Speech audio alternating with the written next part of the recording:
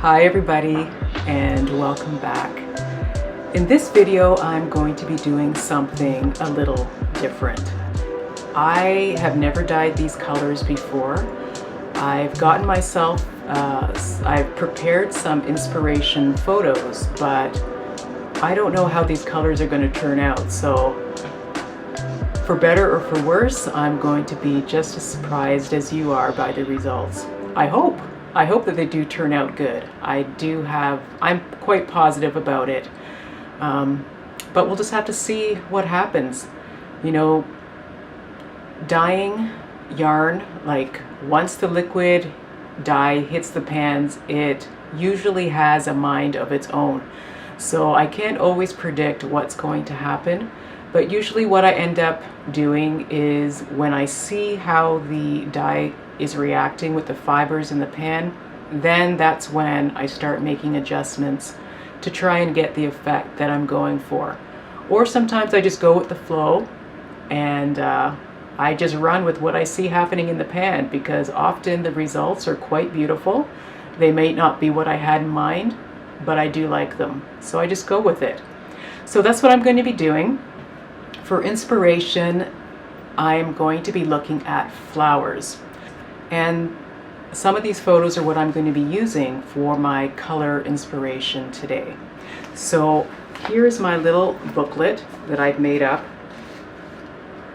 And I just have tons of inspirational photos.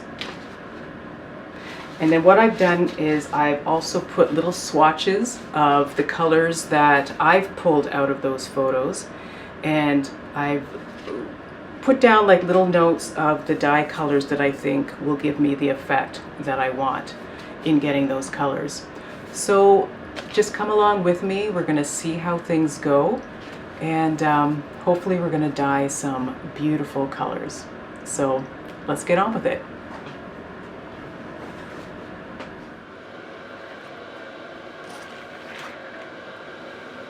Okay, so we're going to dive into the first color. So I just want to let you know what's in the pan. I'm using a merino yarn. It's a 80% superwash merino, 20% nylon. Sock weight. It's a wonderful yarn. And the reason why I like using it for when I'm developing colors is because it really gives me, these fibers really give me a true sense of what the color is going to turn out to be. It dyes very brilliantly. If I use a yarn that maybe has silk or some other kind of fiber, that's really going to affect the way the color looks, because some fibers will dye, some fibers take the dye differently. So like a silk blend or something like that, the colors won't be as bright. So I like to use this superwash merino because it gives me the best representation of what the color is going to look like. And as you can see by the amount of yarn I have in here, I have about 1.5 pounds of yarn in here, 615 gram skeins. So I'm really committing to this and hoping that these colors will work out. I don't recommend that you do that. If you're experimenting and playing with dyeing and trying to come up, you know, just with your own unique colors, I don't recommend that you put this much yarn, because that's a fairly large investment. But for calculation purposes, I like to work with a large amount. And because I'm dyeing yarn all the time, it's for my business, I always have yarn on hand, and I'm always developing new colors, so I'm quite confident too with the way that my dyes behave. So I know that pretty much even if things don't go as planned, I can manipulate the color and make it work. So this yarn will not go to waste.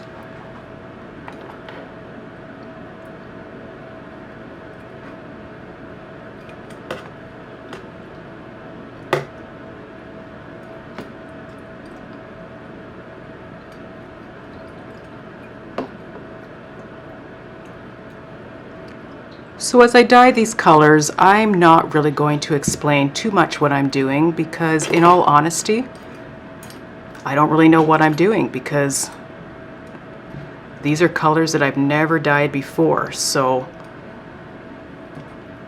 I'm just experimenting and seeing what comes out of the pans. I've mentioned it over and over again, take thorough and good detailed notes. So that's what I'm going to be doing. After I dye each color, I'm going to take a few minutes and I'm going to write down in detail what I did so that if things turn out, I can repeat these colors. Not only am I dyeing colors that I've never dyed before, I'm also going to be using dyes that I've never used before. So I've purchased some new colors. So I really don't know how these colors are going to behave. And this is one of the colors. It's a nice purple color. I don't use a lot of purple, but I'm going to try and get out of my comfort zone and use colors that I don't normally use. And that's how you grow as an artist. You have to try new things and not be afraid to try new things.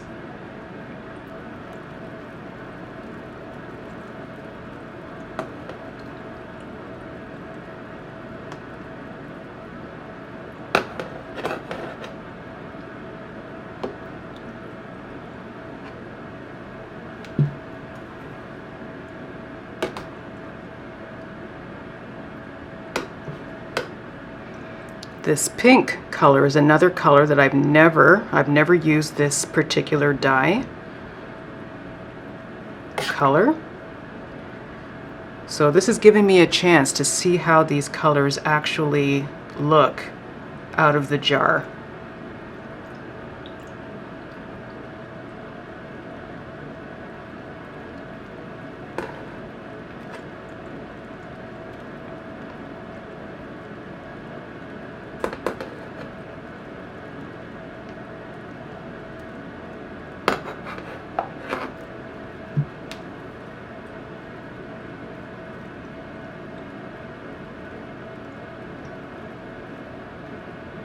So as you've probably guessed, I'm going for some really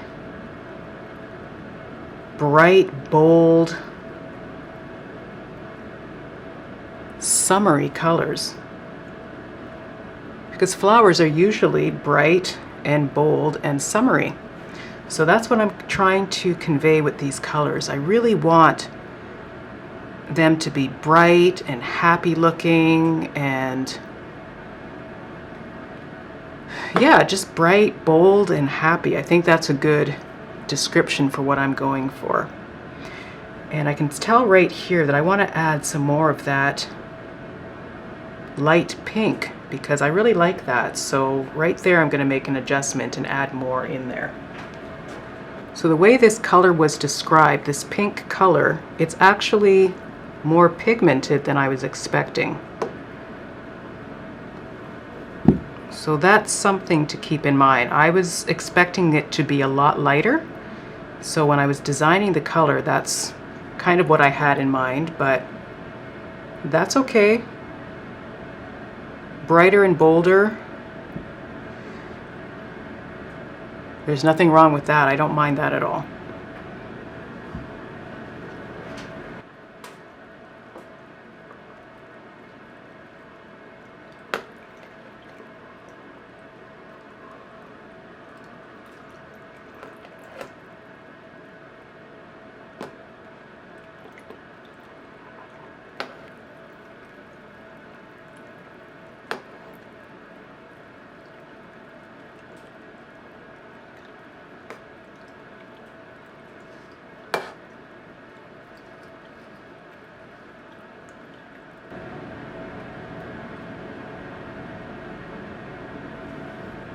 Okay, so I can already see where some of these colors that I put down here, they're starting to migrate up into the other colors. And that's what I meant when I said that the dye has a mind of its own. So you have to keep in mind that these colors will probably not always stay where you put them. So you have to think about, well, how will it change the color if it mingles with another one? So I thought of that, and so the colors that I've put together, I'm using I'm using colors that really, if they flow and mix together, they will work. So those are things to keep in mind. And so I'll probably get different shades of color as they mix together that I wasn't planning on, but that's okay. That's all part of the wonderful creative process that is dyeing yarn. So you'll see the other side, there's lots of area that hasn't been dyed. So I'm going to be flipping these skeins and repeating the process after I've let these set for a bit. So that's good for now. I'm going to put it into the oven and let these colors, let the dye absorb into the fiber, and then we'll really see what we have, and then I can figure out what to do next. I'll either repeat the colors, maybe I'll flip it and add sprinkles. I don't know yet. I'll decide once I see how this is looking.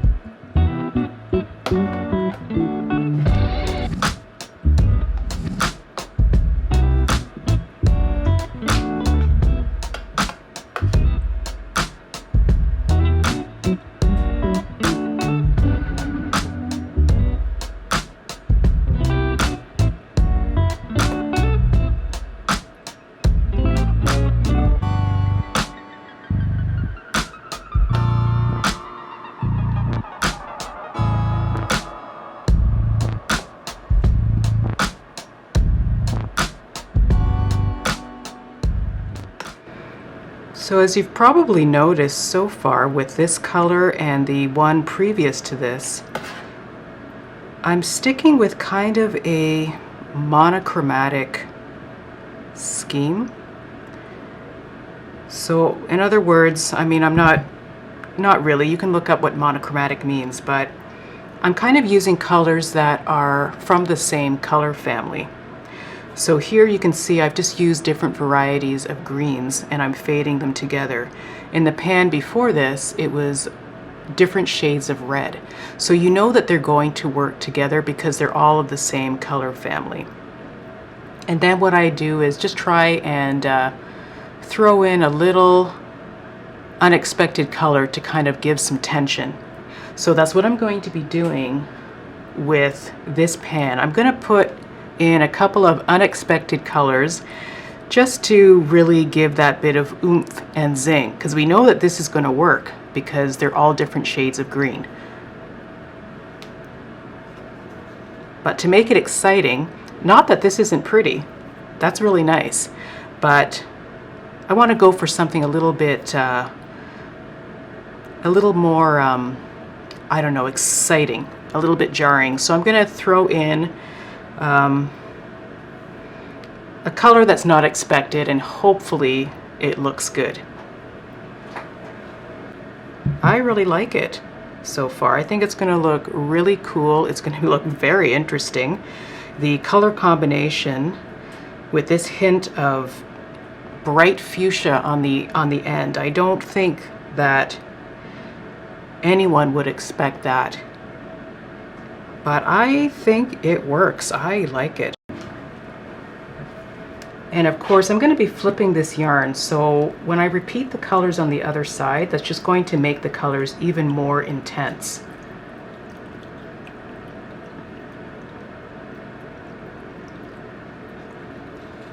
But yeah, I'm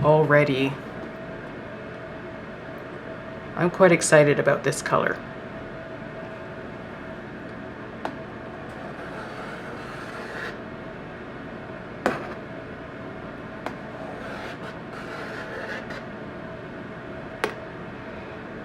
All right, so that's that for now. I'm gonna put this in the oven, and I'm gonna go and make sure that I take time to write notes of what I did here.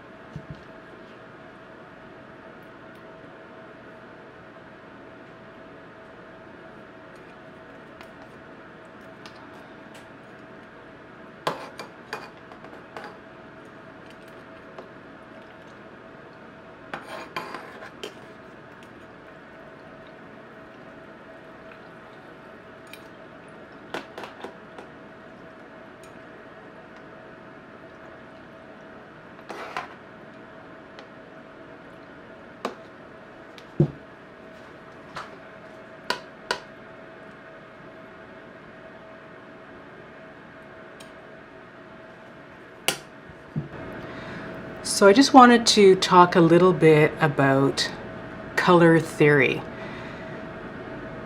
Now, if you look at a color wheel can be your best friend, especially when you're just starting out or trying to figure out what colors will work well together. So what I've done here is I've used 2 shades of blue. So like in the other colors I did, I've stayed within the same color family for the most part. And so that's kind of the safest bet. You know that those colors, because they're of the same color, different intensities, different shades, but you know that to the eye that's going to look pleasing.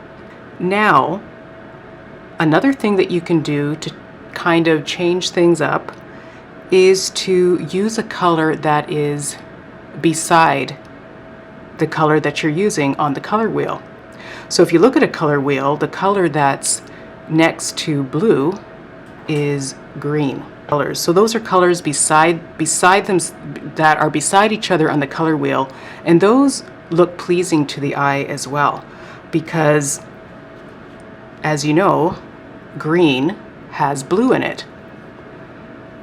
So you know, if you put a green beside a blue, it's not going to look too jarring to the eye.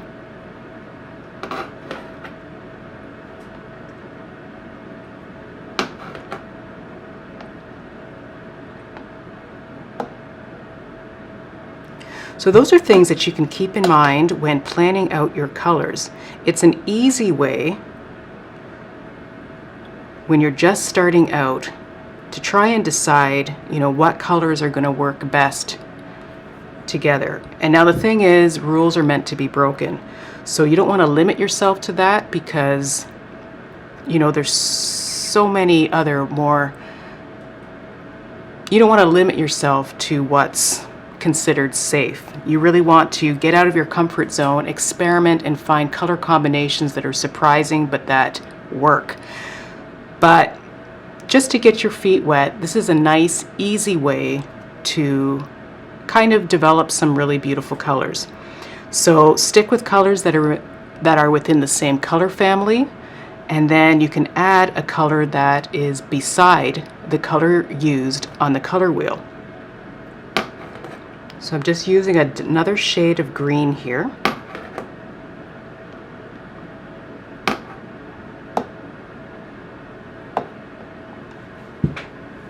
And you can see these colors really do look harmonious because they're beside each other on the color wheel, green and blue. They look good together. Now another color that would work well here is yellow, because green has blue and yellow in it. So you know that if I put a stripe of yellow here, it's also going to work really well with the combination that I have. Now, this is where you can play. So knowing that, if you look at a color wheel and you look at what's on the opposite side of the color wheel, so opposite to blue and green, the opposite of green, if you look on a color wheel, is going to be red. So that is really going to give the eye a lot of tension, and depending on the shade used, it can be either really jarring or it can look really cool. So this is where you get creative, you experiment, and then you try to bring in something a bit exciting and unexpected. So that's what I'm going to do here. I'm not going to play it safe. I am actually going to use a reddish color here. So I don't want it to be too bright and jarring. So I'm going to use a pink, a stripe of pink right next to the green. Now, you know as well, if you know your color theory, that when you use complementary colors or colors that are opposite on the color wheel, so green and red are opposite, they kind of, if you're not careful and you put them together, they can kind of cancel each other out and you can get a muddy or grayish color. Now, that's not always a bad thing. Artists will use that knowledge to make different types of gray and things like that, or to mute a color. If they have a color, say for example, a really intense green, and they would like to tone it down a bit, they might add a little bit of red to do that, to gray it out a little bit without losing the vibrancy. So I know that if I put a pink here, I am guessing that where the pink and the green meet, I'm probably going to get a line of a grayish color. And that's fine. I've planned that out because I love putting in bits of gray, especially when something is quite intense. It helps to calm things down a bit. And I think a bit of gray would look nice in this color. So you can see that happening here. You can see how it's getting darker here along this line of green. So that is the reddish color, the pink, mixing with the green, and it's kind of, I don't want to say it's making a muddy color, it's just toning this green down a bit. And so we're getting a darker area right here. And that's just adding some depth, and it looks good. At least I think it does. And when you look at that, it is definitely unexpected, because we have these colors here that are very, you expect these to go together. But then we've got this line here of a color that just doesn't seem to belong, but that's what creates a lot of tension and interest to the eye. And that's what I'm going for. This palette of bright florals, when you look at a garden, all kinds of colors are, you know, are mixed in a garden, and you might think they all clash. They're all different. They're bold, they're bright, but they look amazing. They work. So I'm taking the same idea here and applying it to the colors that I'm designing here.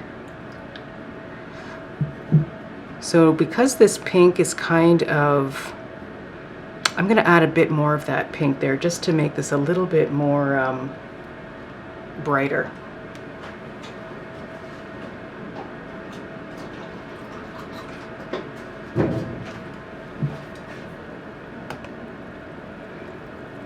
And again, until these skeins of yarn are washed and dried, we're not going to truly see the effect that we got. So even if it might seem disappointing in the pan, it's always best just to wait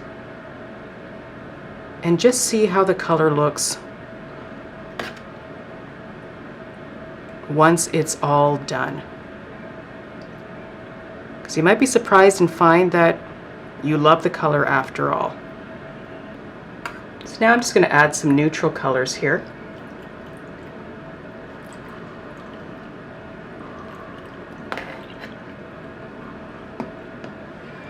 I'm always thinking how these colors are going to look when they are worked into a project, when they're knit into something or crocheted, and all these colors mixed together. And when I look at this, I think, you know what, this would look really interesting and different knit up.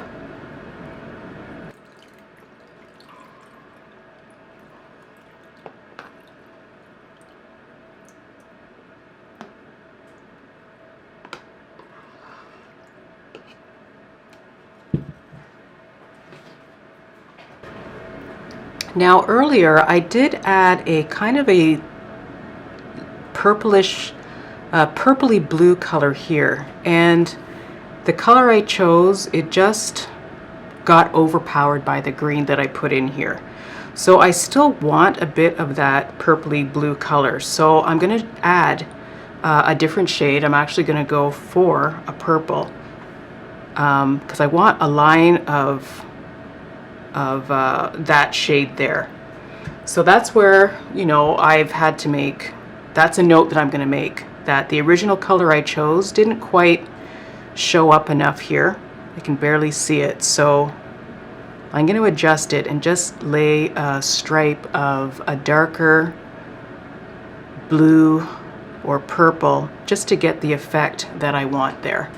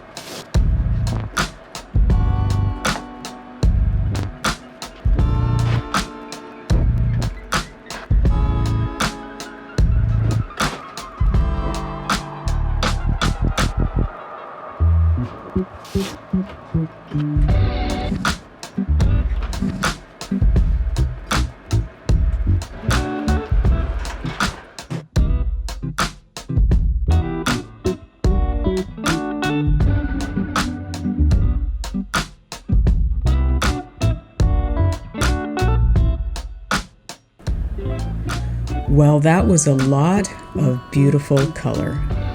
I hope you enjoyed my experiments. I have a lot more to share, so look out for part 2. That should be coming shortly. In the meantime, feel free to like and share this video, or any of my videos for that matter. Leave comments. I love reading your comments. I love answering your questions. And leaving comments is very helpful for me because it helps my videos to get more reach. So I appreciate any help that you can give me in that regard. Again, I want to thank you so much for watching my videos, and I look forward to sharing more. Until next time, bye.